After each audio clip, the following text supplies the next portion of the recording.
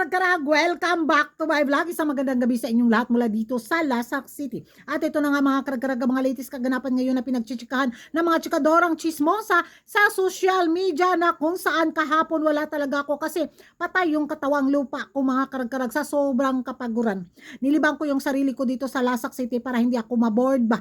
At yun, sa aking pangkabayan showcase nga, gumagawa ako ng homemade ice cream.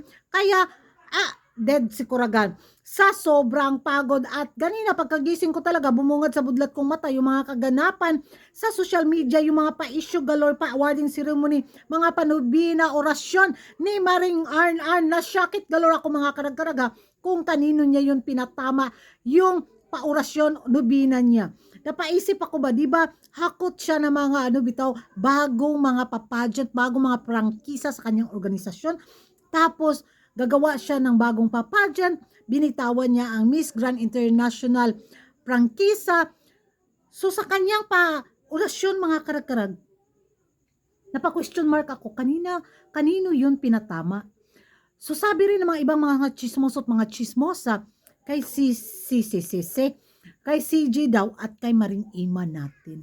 Oh, so bago daw nag-anunsyo si Maring Arn ng bagong papageant at dito nga sa mga pa-issue din na nangyari sa pag-resign ng kanyang reigning queen, ay, may something daw na hindi pagkakaunawaan ng tatlo. Kasi kung matandaan natin, nasa Reyna Filipinas na si CJ, si Maring Ima, bitaw kasama si Jojo Bragay, si Papa Nawat, di ba?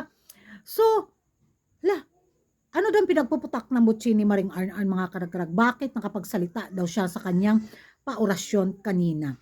Kung hindi nyo pa napanood, watch this and listen carefully. Their humble beginnings and who let success get into their heads. In all my years for mentoring my queens, I have asked for nothing in return. All I ask is all I ask is just a little respect and courtesy.